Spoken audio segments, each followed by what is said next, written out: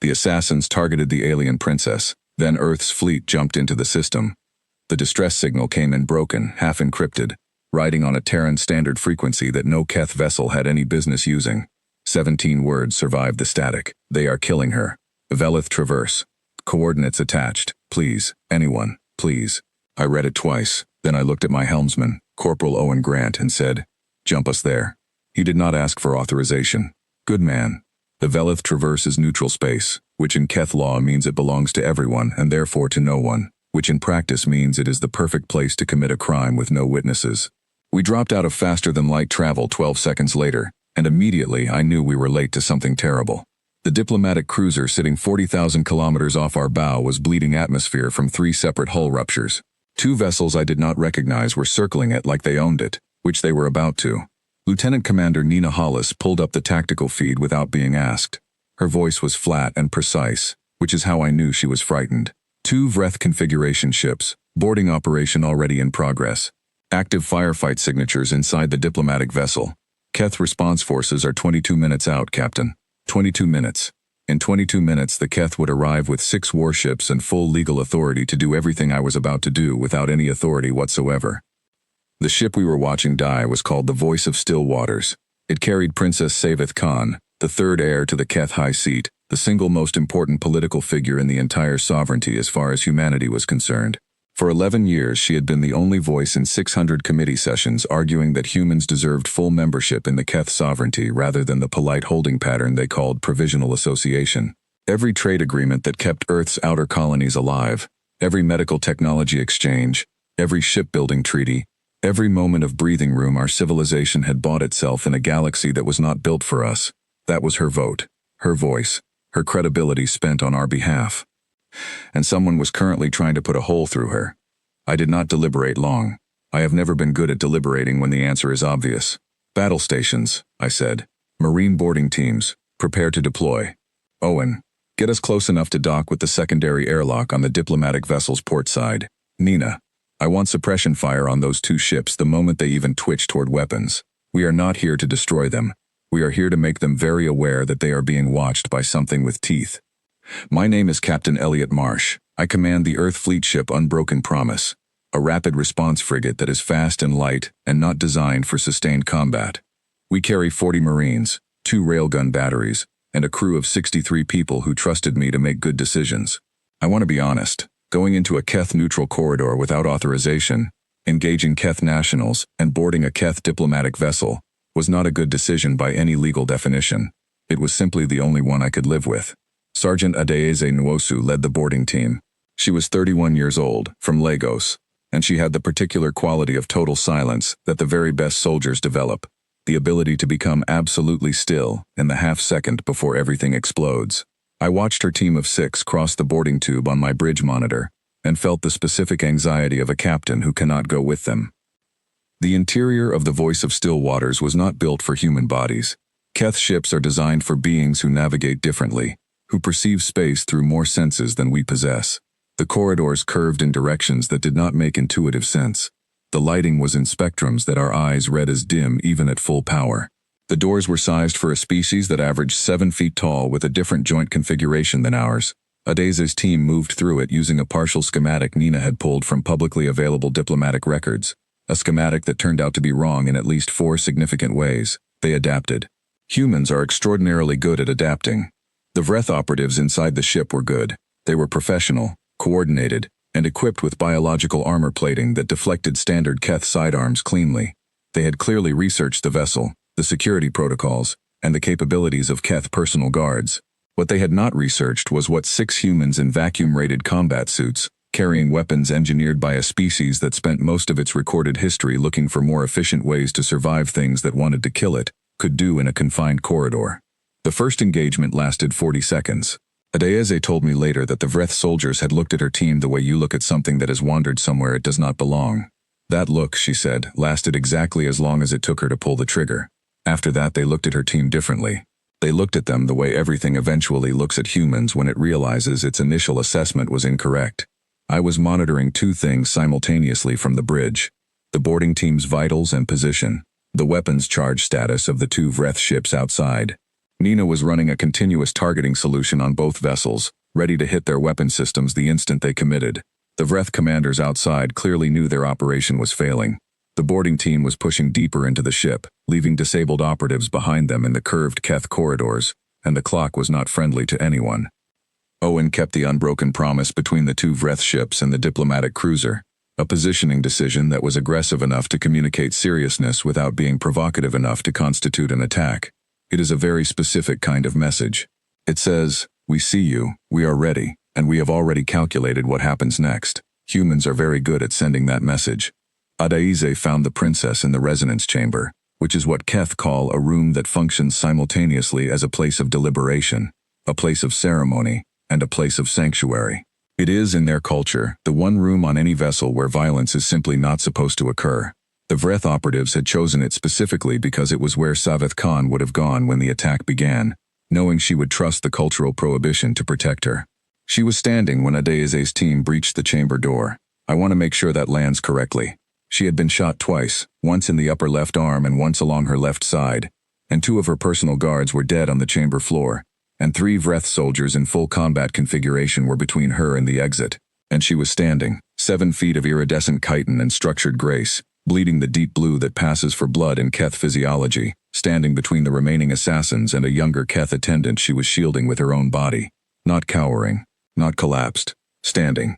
Adaize later told me she had seen a lot of things in her career. She had never seen anything quite like that. She said it made the next part very easy. The firefight in the resonance chamber was brutal and brief. 3 against 6 with the element of surprise reversed in our favor. The Vreth soldiers had been trained for Keth resistance. They had not been trained for the specific ferocity that humans produce when they have found the thing they came to protect and it is right in front of them and still breathing. Adaize reached Savith Khan 30 seconds after the chamber was clear. The princess looked down at her, all 7 feet of her, looking down at a human who barely reached her mid-torso, and said something in Keth that the translation unit rendered as, "You are very small to have made so much noise." Adaize pressed a compression bandage against the wound on the princess's arm and said, "Yes, ma'am. We get that a lot."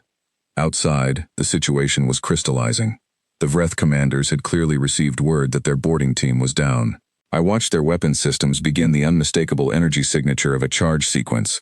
They had decided that a dead princess was a better outcome than a failed operation with witnesses. A destroyed diplomatic vessel would look, from a distance, like an accident. A botched assassination with human rescuers present looked like a catastrophe. I gave them 4 seconds to change their minds. They did not change their minds.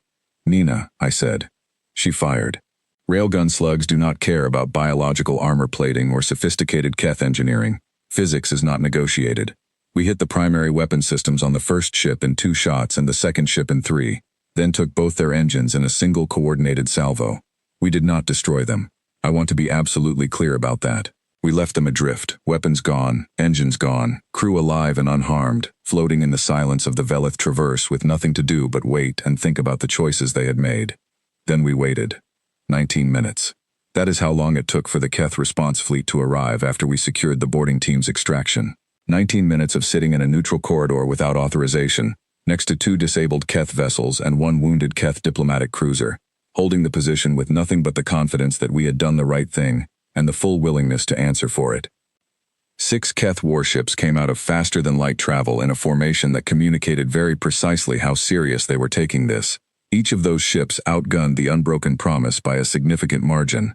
I looked at the tactical display, then at Nina, then at Owen, and we all had the same expression, which was the expression of people who have committed to something and are now committed.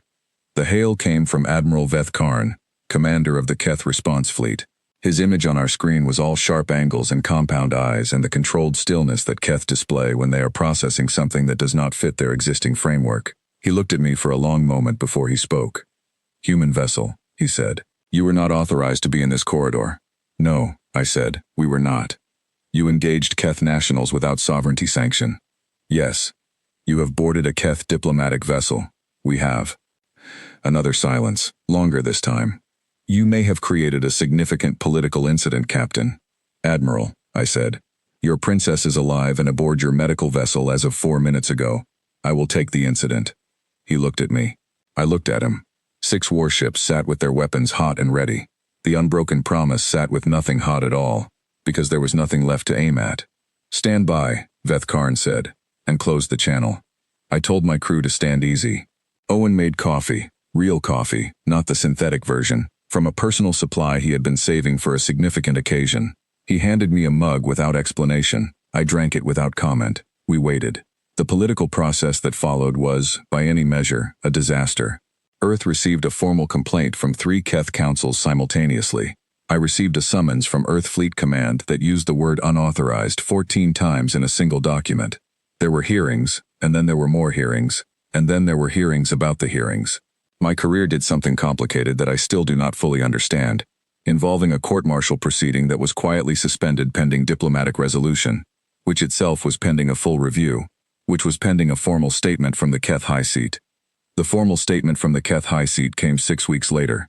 Princess Seveth Khan delivered it personally from the floor of the Sovereignty Council, standing fully recovered, wearing the formal markings of a sitting heir, before an audience of 300 senior Keth officials and every diplomat humanity had managed to get into the room. She spoke for 40 minutes.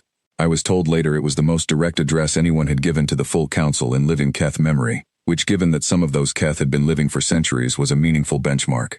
She asked for a direct communication with me the following morning. I was in my quarters on the Unbroken Promise, still technically under fleet review, when her image appeared on my screen. She looked exactly as I had expected, composed, precise, carrying the particular quality of someone who has survived something and come out the other side cleaner for it. She looked at me for a moment and then she asked a simple question. Why did you come? I had rehearsed several answers over the 6 weeks since the incident, diplomatic answers, tactical answers, answers about alliance value and strategic calculation, and a long-term importance of Keth human relations to both civilizations. They all sounded true. None of them were the real answer. Because they were killing you, I said, and we were close enough to stop it. She was quiet for a long time. Long enough that I wondered if the connection had dropped. For 11 years, she said at last, we have debated what humanity is. We have written papers on your psychology and your history. We have taken testimony from your representatives and your scientists and your diplomats. We have argued in 600 committee sessions about your nature, your intentions, your value, your threat, whether you are ready, whether you are safe, whether you are worthy. She paused. I think, Captain, that you may have just answered every question. I did not set out to answer anything, I said. I set out to get there in time. Yes, she said, that is precisely what I mean. The vote for full Keth sovereignty membership came 3 months later. It passed by the largest margin of any contested membership application in sovereignty history.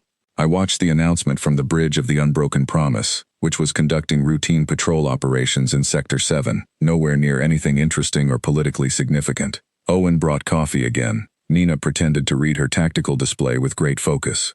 Our communications officer, a 24-year-old named Callum Price who had been on the ship for 7 months and still got nervous during formal inspections, burst into tears and then immediately pretended he had not. I did not say anything for a while. I looked at the stars and thought about Adese's team moving through those curved corridors in the dark, navigating a ship that was not built for them, using a map that was wrong, finding a 7-foot alien princess standing in a room where she absolutely should not have been standing, and choosing to stand there anyway. I thought about Seveth Khan's exact words when the chamber door breached and 6 small humans in dented armor came through it. I thought about the quality of the silence on the bridge in those 4 seconds when I gave the Vreth ships a chance to make a different choice, and they did not take it. I thought about what it means to be a species that calculates very quickly, that adapts without hesitation, that produces in dangerous moments not paralysis but a particular forward motion that has no elegant name. We have called it stubbornness. Our enemies have called it irrational. The Keth councils called it unpredictable in their formal reports, which they meant as a concern, and which I read as something else entirely. The Vreth conclave members who survived the incident were tried in Keth courts for the assassination attempt. The proceedings took 8 months. I was called to testify remotely, which I did, clearly and without embellishment. The verdict was significant. So was the political fallout within the sovereignty regarding the factions that had funded the operation. Seveth Khan handled that fallout with the precision of someone who had been preparing for this exact moment. Adayeze received a commendation from Earth Fleet Command and a formal letter of recognition from the Keth High Seat, which was an unprecedented event in the history of either institution. She framed the Keth letter and put it above her bunk. She told me she did not frame the Earth Fleet commendation because she had nowhere to put it. I chose to believe her. Owen Grant was promoted. Callum Price stopped getting nervous during inspections, mostly. Nina Hollis transferred to a senior position at Fleet Command 8 months later, and I was genuinely glad for her even though it meant finding a new executive officer, which is always painful. I stayed with the unbroken promise. People ask me sometimes if I would make the same call again. Jumping into a neutral corridor without authorization, engaging foreign nationals, creating an interstellar political incident that took a year to fully resolve, risking my crew and my career, and potentially triggering a diplomatic breakdown between Earth and the only major power in the galaxy that was willing to give us a seat at the table. I think they expect the answer to be complicated, something about duty and calculation and the difficult weight of command decisions made in moments of insufficient information. The answer is not complicated. The answer is that there was a signal that said please, and we were close enough to respond to it, and we responded to it. Everything else is paperwork. Humanity has been fighting for its place in rooms it was not invited into since long before we had starships.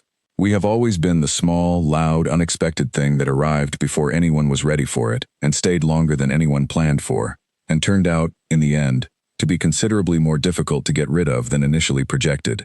The Keth spent 11 years trying to categorize us, trying to determine what we were and whether we fit the existing frameworks and whether the risk of having us nearby was outweighed by the benefit. Savith Khan stood in a burning room when she should have fallen, and Adiaza came through the door before anyone asked her to, and I gave an admiral with 6 warships the simple truth instead of a diplomatic answer, and none of that was strategy.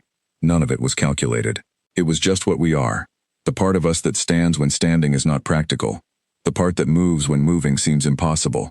The part that shows up, without authorization, because someone said please and we were close enough to hear it. That turned out to be enough. It usually does.